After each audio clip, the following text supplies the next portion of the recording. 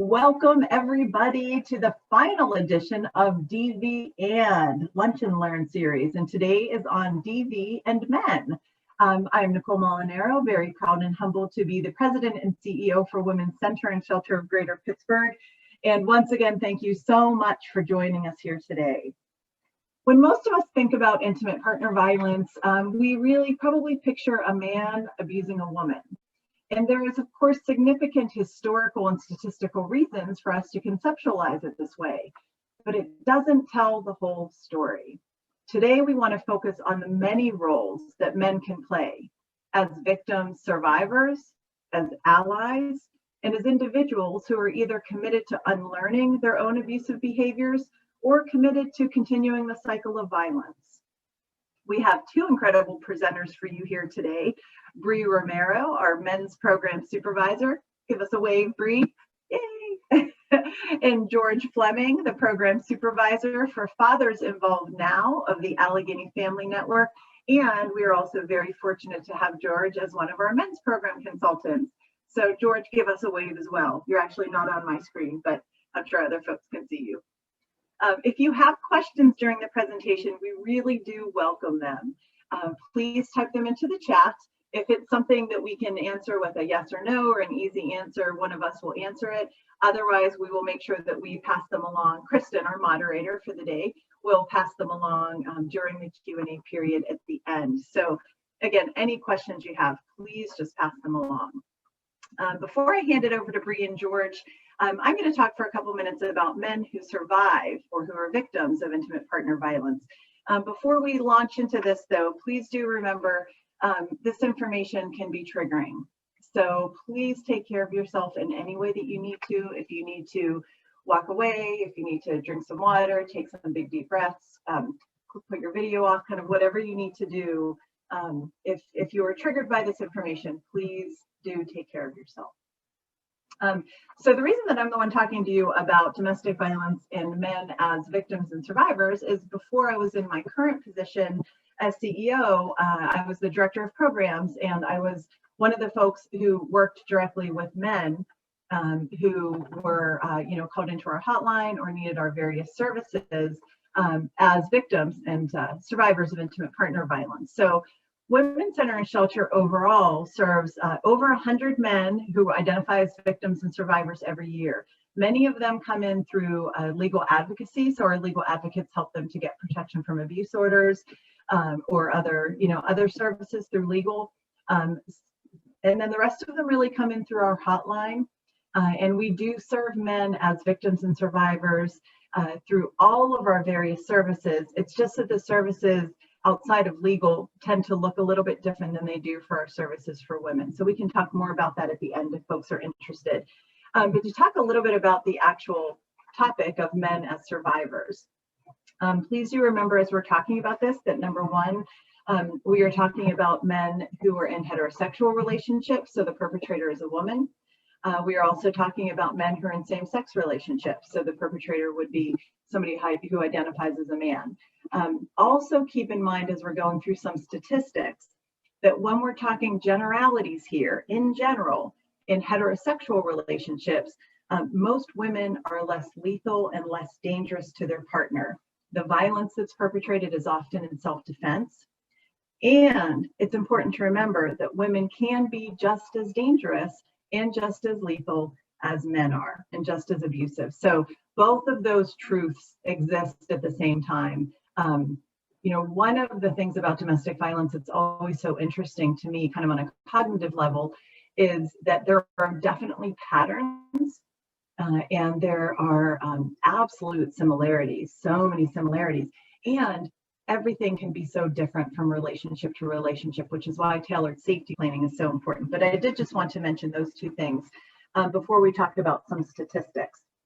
So you can see 1 in 7 men have been victims of severe physical violence by an intimate partner in their lifetime. If we go a little bit deeper into those statistics, 1 in 4 men have been physically abused, which is slapped, pushed, shoved, etc., by an intimate partner. The 1 in 7 statistic is severe physical abuse. So that could be specifically, and these are from surveys, so I again, can be triggering, and I apologize for that. but very specifically, that means hit with a fist or hard object, someone who is kicked, slammed against something, choked, that can be burned, etc., by an intimate partner at some point in their lifetime. When we're talking about rape victims, male rape victims and male victims of non-contact unwanted sexual experiences reported predominantly male perpetrators. Nearly half of stalking victimizations against males were already also perpetrated by other males. So that goes back to what I was saying in the beginning. Perpetrators of other form of violence against males, though, were mostly female. So just, again, interesting dynamics here. When we're talking about psychological abuse, almost 50%, so 49% of men have experienced at least one psychologically aggressive behavior by their intimate partner in their lifetime. So that could be considered, for instance, being kept track of by demanding to know his whereabouts, being insulted or humiliated, or felt threatened by a partner's action. So that is at least one. So one instance of this is not a pattern. When it happens more than once is when it becomes a pattern, which of course, as we know, is a really critical part of domestic violence, is that it's a pattern of abuse and control. When we're talking about coercive control, 4 in 10 men have experienced at least one form of coercive control by an intimate partner in their lifetime. So that can be isolation from friends and family, manipulation, blackmail, deprivation of liberty. It can mean threats, economic control, or exploitation. So really any of those things. So hopefully setting the stage just with some statistics can give a sense of really how much larger the problem is than we oftentimes think. And then to add on to that, oftentimes in our society, of course, men are not taught to show emotions or ask for help. So as you can imagine, that can lead to depression. It can lead to being demoralized. On the other side of things, it can lead to toxic masculinity forming because men are oftentimes taught to push their feelings down. And then, of course, the kind of perfect storm here is that men are less likely to know about resources for male victims. And that means that they're less likely to receive help. And, even the best, most well-intentioned programs like Women's Center and Shelter of Greater Pittsburgh has the word women in our title, right? So this is one of the reasons that we're doing this program, is so we can talk about the multiple ways that men are involved with intimate partner violence, again, as perpetrators, as allies, and as victims and survivors, because we really want to be able to reach men who are victims or surviving domestic violence. It's really critical that they know that services are available and equal services are available from any really domestic violence shelter across the country, or domestic violence center, I should say, across the country. So without further ado, just wanted to take a couple of minutes and talk about men as survivors. And now I will be turning it over to Bree and George to talk about men as allies and men as perpetrators. Take it away. I believe it's good afternoon. Can everybody hear me okay? We can, thanks. First of all, I'd like to thank those that got me through the technology. For those of you all who are not technology savvy like me, I'm grateful to be on here. This has become one of my passions and one of my life commitments, and that is to really address the issue with its epidemic proportions, and that is violence in our families, in our streets, and in our homes. So I'm going to be talking to you today from the vantage point of working with the men that cause harm, and hopefully you'll be able to walk away with an open mind as well as some new information on how we collectively can address this issue that all of us really want to try to put an end in. I want to say personally that being a father of 4 and a grandfather of 13 and one on the way 2 weeks to be a great grandfather, this is a very important issue to me, not to mention the fact that I have a daughter and a sister and some other family members that have been either victimized or in compromising positions. With that being said, I want to talk to you about men as allies. What does it mean to be an ally? Well, in our genre, we're talking about common interests, a bond, or a connection with the understanding of intimate partner violence. Some refer to it as DV, and some refer to it as family abuse. We call it intimate partner violence because as our fearless leader, Nicole just said, the majority of it that happens from a man's perspective and is committed by somebody that they know. And I fortunately have had the privilege of working with Rhonda, who is our director. We just happen to have the last name, and I'll kind of leave it at that. Who can be an ally? Well, anybody that wants to partner with either Women's Center and Shelter, what we do here, or even in your community and family. How do you do that? How do you begin? Here, this is crucial. Education. One of the things that is really not understood about intimate partner violence is the dynamic of intimacy and what that actually means for different people, different cultures, and certainly different situations. So what we seek to do is broaden our band, if you will, to help bring people alongside of us that may at one time have been oppositional to seeing the service we provide for the men and the families, to come along and help us out with that and begin by being educated. The second thing is, this is really crucial, and that is to be open to what the myths are versus the facts, okay? There's a whole lot of myths based on race and ethnic backgrounds. I think it was Nicole and I one time, we even did a thing for a religious group one time and really took a look at it in that perspective. So there's a lot of variances to how you look at this. But what we ask you to do is to have an open mind. And I believe that if you can have an open mind, then you can help us to address what I consider to be a pandemic. Next, please. I'm going to kind of take my time here because I call this the central of everything that we do. I call it the launching pad as well as the foundation of education for intimate partner violence. The outer circle represents the physical violence and or sexual violence. However, what we call the spokes or dominions or whatever you want to call it is on the interior. And I'm going to talk to you that by segment.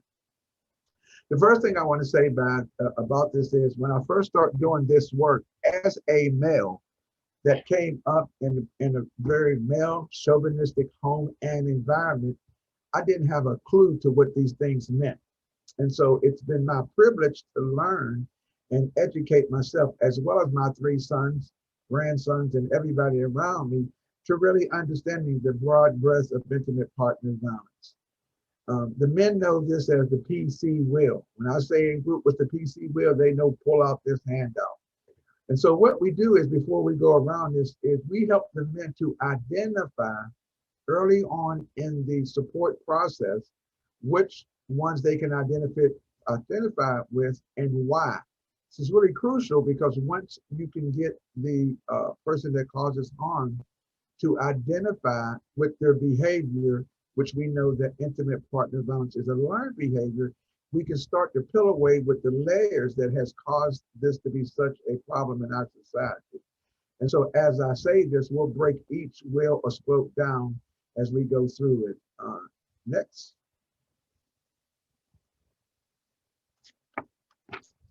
One of my favorite topics is this. I love this topic because a lot of different men and or people hear this a lot of different ways.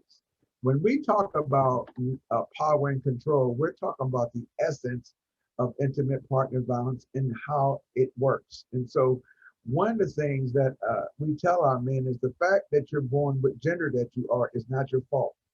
But to believe that it doesn't give you a certain privilege is wrong. It's not accurate. All you have to do is look at history and still in a lot of ways, look at our societies. And we can honestly say we've made great strides. However, when it comes to inequitability and intimate partner violence, there is certainly a bent towards male violence. And so what we help them to understand is that you're creating an atmosphere that is threatened, or you're positioning yourself as somebody to be served. And I can say personally, I'm a very transparent man. When I grew up, that was the case, and not in a demeaning way, but it was what we now call identified gender roles, which my daughter informed me when she got married last month that they don't have those roles. going into her young marriage. It also means making all the big decisions. I like to use stories because they drive home the point. Had a grandfather, everybody's dead now, that when he died, this was connected to a former relationship I had. Mama, as we call the sweet lady, didn't know how to get to the bank, didn't even know how to get to church, and didn't have a clue about her banking account and or what assets she had. That's because granddad did it all, made all the decisions other than the domestic ones. And as I look back on it now, I see that trait a lot in even the guys we serve right now. And when we talk to them about this, they start to go, oh yeah, I did it. I just thought it was in the best interest of everybody, not understanding that they have not negotiated or even talked to their partners about what's the best way to do this. They just assume that. I've heard this comment. Hopefully and prayerfully I don't make it no more, but I'm the captain of my ship or the master of my castle. These are cliches that men use in men's circles and even laugh and joke about them. I run things. Things run my way or no way. If you don't like it, hit the highway because there's many buses coming. All of these things speak to male privilege as well as power and control. And they tend to influence your role in the house in a disproportionate way. And the other one is being the one who defines men and women roles, as I aforementioned. We can move right along. Hey, Nicole, you have to nod your head if I'm doing okay. You're awesome, George. I just want to make sure, you got to get affirmation though, because you got to talk to the gurus here. Coercion and I'll just occasionally clap and thumbs up, right? There you go. Right. You know how your husband washes dishes and you go, that do that to me too. Affirmation. Making or carrying out or making or putting out threats to harm somebody. And a lot of times what we hear, in particular in men who have not had any physical or sexual abuse, as they know it to be, they'll say, I've never touched her. But they don't talk about all the times they call her everything but her God-given name or her biological name, threatening to leave, commit suicide, or report. I had a guy I was working one time. Every time they argued, he ran in the bathroom and shut the door. And on the way, he would go to the drawer and grab a knife. Never did anything to himself. And when I confronted him, this came out in the family session, when I confronted him, he thought that what he was doing is her a possible favor because he was making everything so bad, not understanding what that threat did to her and what form of coercion that meant. The other one is to threaten to call CYS or other entities because you're a bad mother or a bad parent. And the other one is making you drop charges. A lot of times when there are incidents in the home and they wind up going to court, it's not unfrequent or infrequent for the victim to show up and say, oh, well, it wasn't that bad, or I want to drop charges. And a lot of that has come from making the threats even before an incident happens. So when the police calls comes, to take them to jail, they come to court, and at that time, they'll even try to convince them to drop the PFA, which nowadays the DA does not let happen. But it was a time when probably several decades ago now, though, it was frequent to just drop the charges and everybody go home as if things was going to work out on their own. And often those things became lethal, and making you do illegal things. This can be anywhere from a lot of guys, when I grew up, had these stash houses. Stash houses were where they kept their drugs at, but they weren't connected to the person that kept the house. And you're talking about power and control, and or doing it in their own homes, and or hiding it in the kids' rooms, and or lying about bills and on and on. And these things also play a major part in coercion. And a lot of times these are learned behaviors by the men because they've seen other men do it, and or they didn't have a father figure, which I'll talk about at some point because it's the basis of the work that I do with men across the county and state. Okay, Jake, we can move on. Intimidation, probably one of the most passive aggressive things we can do. I think the picture speaks volumes to what happens. We all have a right to our own safe space.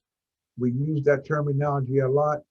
Often in homes where abuse has taken place, The boundaries are often crossed without anything actually happening. It's a form of intimidation. Smacking your mouth, making gestures, talking on the phone to other friends about your partner during ear distance, telling your kids misinformation or bad information. All of these things go hand in hand with intimidation. Breaking things. I had a guy in group that didn't understand why every time there was an argument, he would go out.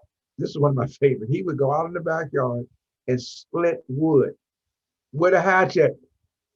And he would do it where where windows was at, so that the family could see this. And when we started pointing out to him that's a form of intimidation and threats, to say the least, his rationale was, what's better than hitting him? You know, I've had other men to break things. I have had other men to spit on. I have other men to throw things against the wall. I've had other men to break personal items, and on and on and on. Those things are common, unfortunately, in homes where we see this at. Destroying property, I talked about that. You know, one of the things that I really think is admirable at our shelter, we now have a space for animals. This is something I had to learn, because often victims don't want to leave their kids or their pets. So that now we've accommodated them. It's kind of cool, because we understand now that that could be the one thing that can help somebody move into safety and to provide a new start, hopefully and personally. And this is another big one, laying weapons around. A lot of men have guns. I'm sure some women do, but they should be locked up. I mean, that's just a protocol. I had a cousin one time that was a police officer in Huntington, West Virginia. This guy was really abusive. And when he would come home, he would take the belt off and put it on the top shelf, but he would put the gun in eye distance of my cousin. I can remember this visibly. I was a child. Of course, I didn't know anything about it then, but I now understand and come to appreciate that my cousin was also very abusive in this particular situation. So this is the big one to listen out for and look for. Okay, next. And I don't know my time, so I kind of move things along. Emotional abuse. Sticks and stones may break my bones, but never will. That's a lie. Don't repeat that no more. That's a lie. And a lot of times they do more damage because you can't see them. But your psychology, the psychology of abuse is deep. So putting down, in particular, things like what you don't do well, a big one is commenting on weight, commenting on why can't you look like her on the TV show, so on and so forth. Calling names. Some names are vulgar, some names are more subtle, like Miss Peggy, or you're stupid, or how many times do I have to tell you this? Playing mind games. There's a term for that now, fire setting or gaslighting, which I didn't really understand that until I had a cousin that was married to a guy. Unfortunately, his name was the same as mine. And he all but had her convinced that she was crazy. And so he started off by hiding the keys. And then they had this great big dog. He would actually take the dog to another person's house and come home and say to her, "Where's the dog at?" I mean, he would sneak back while she was at school. I mean, hiding checkbooks, on and on and on. And, switching her drawers around, throwing food away, and come home and ask her, "What happened to the chicken?" She was like, "It's in the freezer." He's like, "Come here, come here, come here." I mean, just crazy things. And, slowly but surely, it started really playing mind games on her. Humiliating, in particular in public, and guilt and shame is a major conduit for emotional abuse. Next. When you start noticing family members who meet somebody who's a knight in shining armor, and then you don't see them over a period of time, slowly but steadily, and they start making excuses. And I always say this to the women, and particularly my family, because I got a lot of my grandbabies that are connected to men that I'm not crazy about. They do things like control their phones. This new thing is with the phone. So they'll buy the phone, but they can't only use it to take their calls, and they'll check the phone because they pay the bill. And if there is a Facebook thing on there or something like that, it can be, let's just say, not comfortable for them. Living their involvement, needing to know where they're going. I've had guys that actually put tracking devices on cars. I mean, this stuff is deep, man. And here's what they would say: "Well, I just wanted to make sure she was safe." To see if they would lie to them about calling where they go to see if they're there. calling their jobs 8, 9, 10 times a day. So much so till they may even lose their job, so they can further isolate them. And then even doing extreme things like having other women calling, asking for them, or using jealousy to remind them that they're almost a commodity and not a human being, to justify their actions for what they do because of what's not happening according to their uh, um, distorted views. We do something on, I do a lot of work around distorted thinking, by the way, when it comes to working with men that abuse. Next. This is probably the number one thing we deal with in the first 6 weeks: denial. Denial. Making light of the abuse. Well, it wasn't that bad. You know, one of the things we do not permit in our groups are name calling.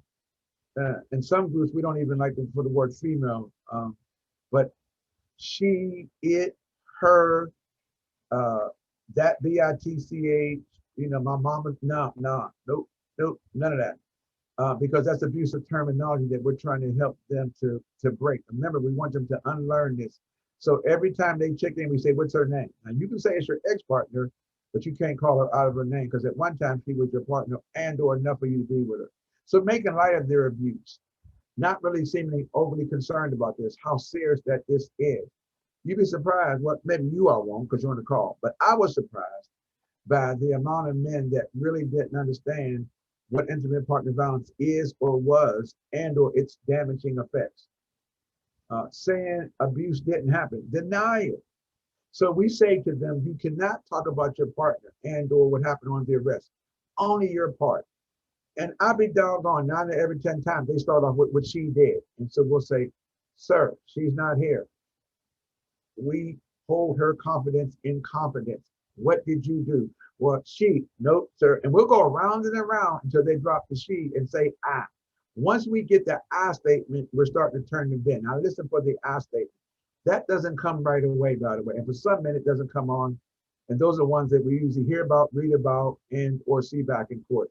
And shift the responsibility from the abuse to saying, you caused it to, I need to take a look at it. Next. This is one that probably is the hardest for me to deal with in men that use their kids. Often in this work, we're asked early on, I've been doing this forever, but early on, I was in one of the great workshops. This person put different they put different type of people you want to work around the wall and had all of us to go under the ones we least wanted to work with. And between this and men that sexually abuse their kids, in this workshop, only had 1 or 2 people, had the least people, the most people under them than everything else. And so this is still a struggle sometimes, in particular when they've done harm to the kids. Making them feel guilty about their kids is one thing. That using the kids to relay messages, this is a big deal, real big deal. Using visitation to harass them and threatening to take the children away. One of the things we see more and more of, a lawyer called me this morning about one of the guys in our group that's doing well, but he has all his kids taken away from him as a result of this. So even being involved with CYS and looking at all these variables and helping the father who may not say something to the child, but does things in front of the child, or they'll say things like, well, they didn't hear me, or I told them to go in their room, as if they don't hear and absorb the environment that they're in. So we talk a lot about how kids are innocent victims in the situation. Next, economics. Preventing them from getting or keeping a job, particularly if the man has the wherewithal economically to take care of the whole family, and the partner says, I want to go to work, I want to have a career, and is almost made to stay home and be a stay-at-home mother, or maybe just be a stay-at-home wife, so she can be at the beck and call, or he in a same-sex relationship to the partner. Making her ask for money. I actually have talked to men who have had their partners on allowance, literally on allowance. I mean, literally, grown women on allowance. And that allowance was handed to them as if it was a child. So every other Friday or whatever, it was like, okay, I come home and I hand her this envelope. I'm telling you the truth. In some cases, asking for receipts back for their allowance. This thing goes real deep. I've been doing this about 5 years now, and I'm still not surprised by some of the things I learned and hear about how deep this can go. Taking your money. Some of it's automatic. Worked with a case not too long ago where he had her money go directly into his account. It was automatic to an account. But she wasn't on the account. Not letting her know or have access. I cannot tell you how many women, including my grandmother, never knew about secret accounts and or credit cards and or savings accounts. Didn't have a clue. Didn't even know they existed. It's a big thing, economics. I think that brings me, I think this is you, Bree. Yeah, it is. Yes, so thank you very much, George, for helping us understand more about the power and control wheel. I appreciate all of the information you shared with us. Now we're going to transition and talk more about what do we offer at the Women's Center and Shelter for men who choose to control and manipulate their intimate partners. We have a program and it's called the Men's Program, and it's categorized as a Batterer intervention program. And we are licensed specifically to provide this program to our community in Allegheny County. So once again, my name is Bree Romero. My passion is to help men become more authentic in themselves, and that is a real journey.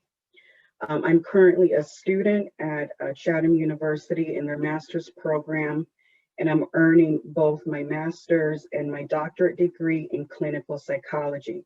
So one of the cornerstones in our program that I like to focus on is that change is achievable, but we do need sometimes professional help, support, and guidance. Okay, so in our program, we basically discuss the power and control wheel. It's weaved all throughout the entire time that the participant is in our program.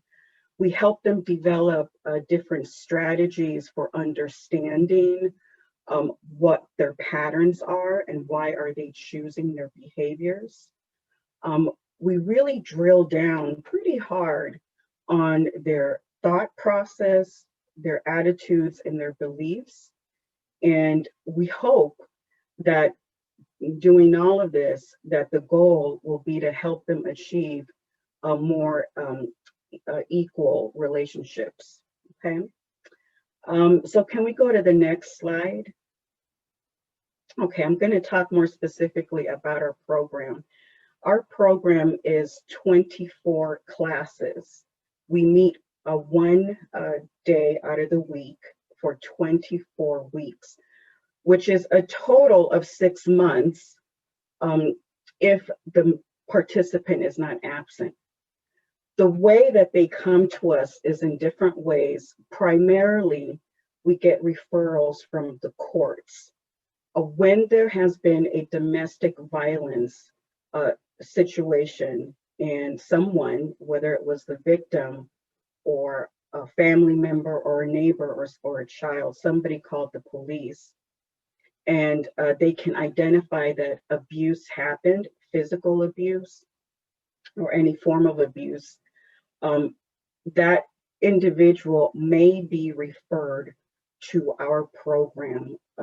So not only may they get jail time, but sometimes they also are required to do this Batterer intervention program. So we get referrals from the court, that's one. We get referrals from Children, Youth, and Family Services. We get referrals from probation.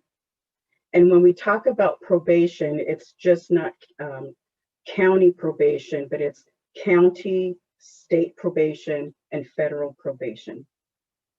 And we also get referrals from individuals who want to get help. They're called self-referrals, or men who have volunteered to do this program. Once they contact our office, then they will be scheduled for an intake. It is an intake assessment, and they meet with either myself or one of our facilitators, where we conduct an intake of trying to understand what happened, how was he abusive, and then we explain what he should expect. Can we go to the next slide? Okay. Once the man has been registered, once he has completed our intake, then what he will expect is that each group, we have about 10 groups around the city, but right now, because of COVID-19, the majority of our classes are by phone. And what I mean by that is that we are holding group calls and, as needed, individual calls for the men. And so far, we've had a pretty good turnout rate for that. So as I was mentioning, each group is between 5 to 15 men per group. We have about 10 groups. All of our lessons are pretty structured, and we do have open discussion. The way that each group looks like, it's like this. In the beginning, we take everybody's attendance. The 2 facilitators are assigned for each group, a man and a woman. And we check in individually with every man to see, how is he doing? Is there conflict? Are there any stressors? That's called a check-in. After we do the check-in with the men, then we have group discussion on a theme that's based on our curriculum, which is licensed by the county. In our curriculum, we could have a wide range of discussion topics, from power and control to what are boundaries, what is accountability, and so on. The goal there is to really talk about what are the signifiers or healthy patterns for healthy relationships. And I'm going to be honest with you, with our population, they really do not know what is healthy partnership or healthy relationships. Many of them have a lot of unhealthy patterns that they have developed to cope with life that they consider normal, such as, George was discussing earlier today. For example, screaming at their partner, calling them names, and doing abusive behavior. And when they realize, oh, you mean I don't have to scream at her? It's kind of mind-boggling for them. So we really share very fundamental, basic information to the men about what are healthy relationships. And for them, it's like a different world. We have 24 sessions. Each session is about 2 hours. Our expectations there are that every group will hold, it's a safe space to be open and honest about what are the real struggles that you are experiencing at home, and inside of yourself, what are those thoughts and those behaviors. We hold a confidentiality, and what I mean by that is we want to ensure that the men feel safe to be open. So what we say in our groups is, after this group is done, Miss Bree, your facilitator, is not going to leave this group and go on Facebook and talk about what you said. That's not what we do, okay? And respect. Respect is another cornerstone of our program, okay? Next slide. So let's talk a little bit about what does success look like. Nationally speaking, batterer intervention programs have a completion rate of about 48% to 52%. For our program, in the men's program, we are a little bit higher than that. We are at 58% to 62% of completion rate. So what does that mean? That means that the participant has stayed in our program for 24 weeks obtained all of our information and completed. He has not been discharged. He's completed the entire program. So for us, that's an exceptional number. And what we also have here, attendance versus completion versus recidivism. Attendance is really important. If our guy is missing 3 or more classes, he may be discharged. But most of the time, we try to have individual phone calls with the gentleman to find out, what's going on. How can we be helpful to you to keep you in this program? And after the individual completes the program, there's different data about recidivism. What we do know for a fact is that if our participant, say for example, is 18 years old, it has taken him 18 years to develop unhealthy patterns of manipulation and of control. A 6-month program may not immediately, help him, change right away. But what we do know is that not just our program, but after they leave, we provide them with other resources of support so that they can continue with their well-being plan, with their plan to change behavior. If they complete our program, these are the options that they have. We can give them different referrals to therapists.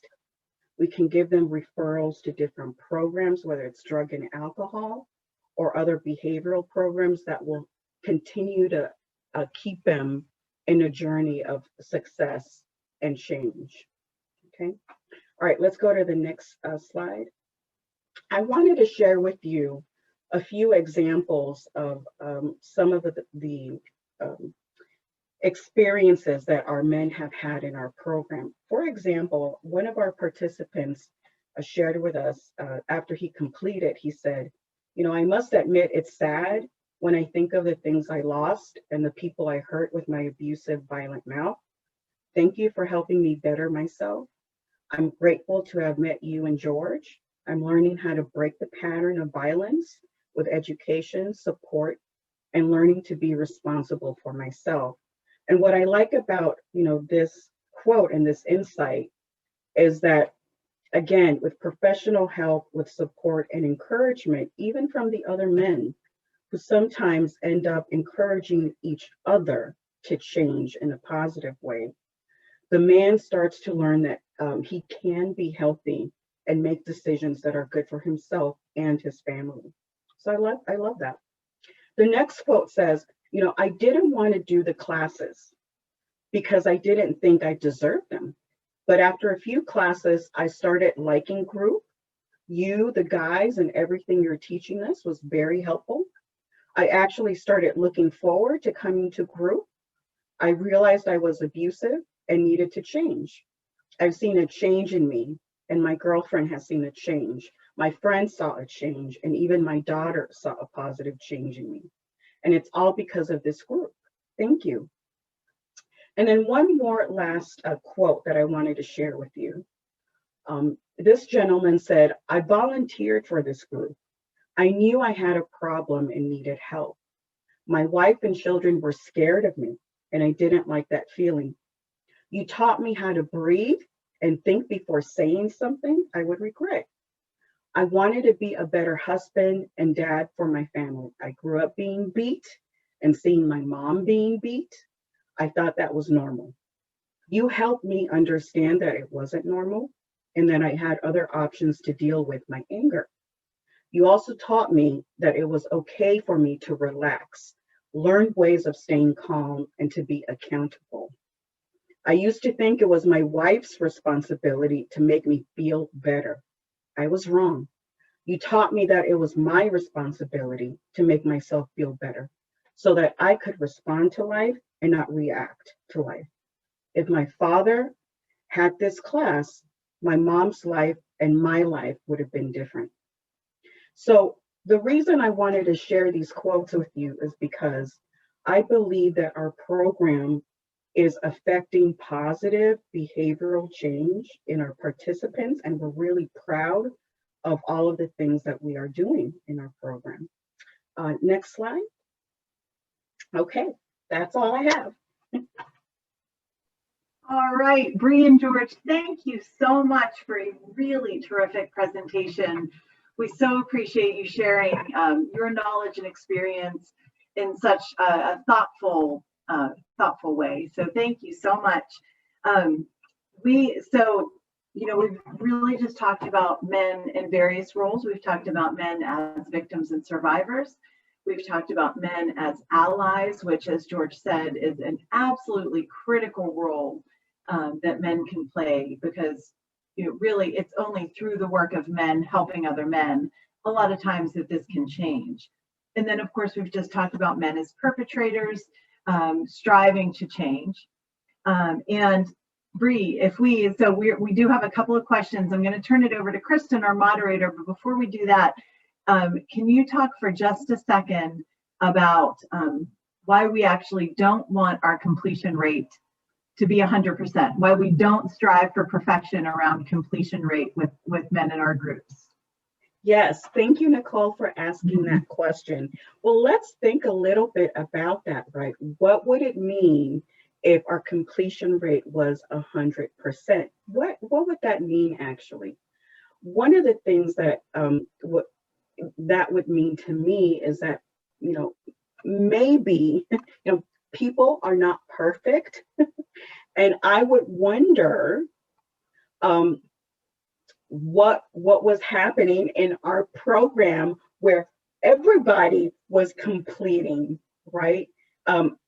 For me, the national average, again, is 48% to 52%. And completion means you have attended every class, okay, which hopefully it's setting you up and giving you a foundation towards striving towards change, right? But if we get a 100% completion rate with everybody, then that would be a little dubious, because I wonder, how effective our program would really be, right? Okay, I hope that was helpful. It was. Thank you, Bree. I just, I think that our men's program facilitators work so hard to respectfully challenge the participants in the program. And if it's not challenging enough, we're going to get 100% completion rate, right? But what kind of change does that create? So, the challenge is to create the change. And so, I'm very proud of our completion rate, which I think it's great that it's above the national average, because I think that really reflects the effective approach that we take. And also, it's nowhere near 100%. So I think it's very definitely a group that challenges exactly what it should challenge, which are these learned behaviors, and creates opportunities for change through that. So thank you so much, Bree, for answering that.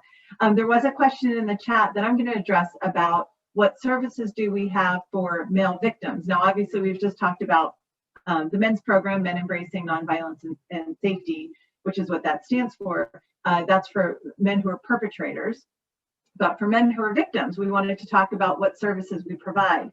The very, kind of overall answer is that we provide every service for men that we provide for women. It can look different, though, depending on the program. So in some programs, it doesn't look any different. In legal advocacy, we provide the exact same service, regardless of how you identify. In our, we have an LGBTQ plus outreach advocate, Avi, who actually presented in the DV and identity presentation a couple of weeks back. And so if you identify as gay or transgender, if you identify as a man and you're a victim in an abusive relationship, Avi can work very specifically with you, one-on-one or support group, depending on the amount of people. Speaking of support groups, our overall support groups are for women victims of domestic violence. However, when we have a male victim who wants that support, we absolutely provide it on a one-on-one basis. So if we had enough male victims come forward at the same time, we would be more than happy. We'd actually love to be able to put together a support group for them. And if that ever happens, we absolutely will. We'll be right on it. For now, though, our male victims tend to, trickle in more. And so, we serve them one at a time. Our shelter, to talk about our shelter specifically, we have had men who are interested and in need of shelter. So we have a lot of people who call in for shelter who, may not be in a lethal situation, and we need to work with them in a different way. But if a man calls in a lethal situation, and we absolutely have had that be the case, we will, what we call, hotel them. We will put them up in a hotel. We can do so for the entire length of stay that we would for a victim who's a woman.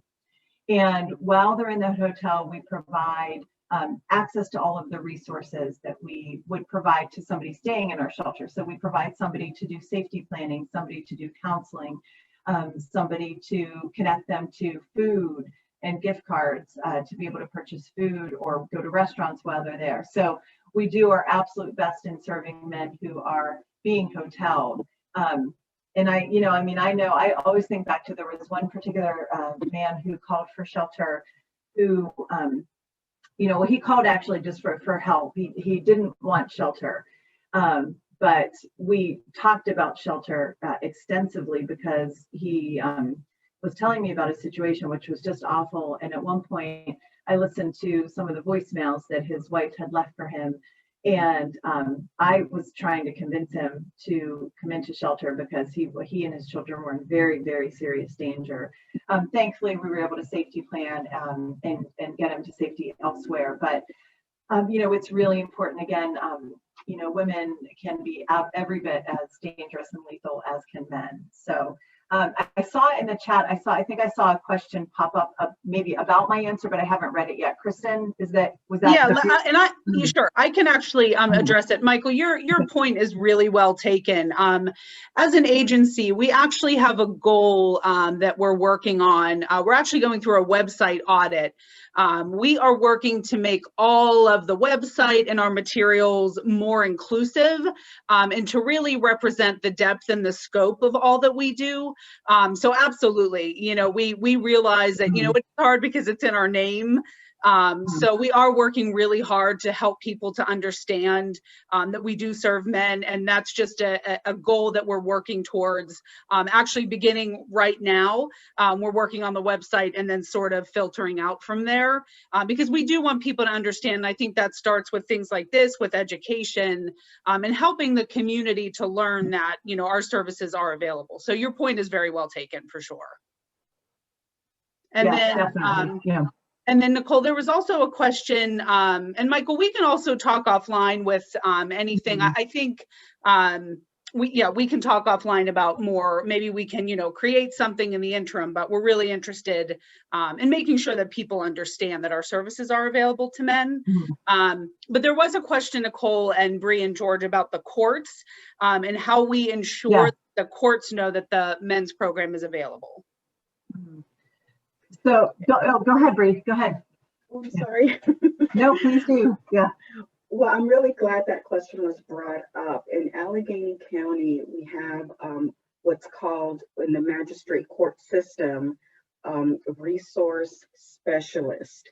And resource specialists were actually hired by DHS because they oversee the batterer intervention programs in Allegheny County. They hired these individuals for the majority of the courts who send referrals to batterer intervention providers. And usually it's through the magistrates that we get the court referrals when a resource specialist is physically sitting there at the court, or if not, now with COVID, maybe online through Zoom. And then they get a direct referral from the judge, and that's how we get the participant the referral. I hope that was helpful. And I think it was, Bree. And Susan, who asked the question, can certainly put in the chat if you have a follow-up question to that. I will say that I think judges are more aware of the not just our men's program, but the 3 other county approved programs that serve men who batter. And I believe they're all much more aware of those programs now than they even were a couple years ago. So Bree, if you would agree with that, shake your head. Yeah. I think the county has been working very hard. Our numbers used to be, we used to serve 300 men in our battery intervention program, and now we're over 500 and sometimes 600. So the referrals have been going really through the roof, and that's really a reflection of the court using the program more. So Susan, I hope that answered your question. If I could just weigh in too, I would like to absolutely. say that in concert with the other work that I do with men across the states, and even at the state level, there's a different level of voice and advocacy around the importance of this by men. And so one of the things we're addressing is the standby syndrome. And so because of that, not only the courts, but people in general are more aware of it, including police officers. And I must also say that for a long period of time, we were actually in courtrooms and in magistrate offices on a regular basis. So they know us by name and personally. And I train. And so when I train, I also mention when I do at Women's Center and Shelter. So even children, youth, and families and other organizations are much more aware of it. And I'm a part of the QUIC study, which involves mothers and children and collaboration effort to enhance that. And I scream and holler, Nicole knows this, about we need to switch more efforts to working with men. By the way, if there's a researcher on the line, you can call Nicole. We'll take all the money you can give us to do research projects, and then we can give you some outcomes down the road, some real outcomes. I had to say it, Nicole. I had to say it. I'm sorry. I know. No, I love it, George. So we find ourselves at 1 o'clock. I'm sure several of us can stay on the line after. If anybody has any additional questions, you can just stay on and ask, or you can absolutely contact us afterwards for sure. But I just put this in the chat, although it didn't hyperlink. If you missed any of the sessions, or if you want to revisit today's session, just go to our website, wcspittsburgh.org/DVAM 2020, which is Domestic Violence Awareness Month 2020. So with all of that said, another huge thank you to Bree and to George. And I would be absolutely remiss to not thank our development team, our awesome development team, and most especially Jake Phillips and Kristen Brown, who have done just an incredible job of coordinating the entire Domestic Violence Awareness Month Lunch and Learn series, the trivia and treat last night. We just can't do this without you. You're amazing. Thank you all so much. And everybody, thanks for coming, and have a great rest of the day. Bye, everybody.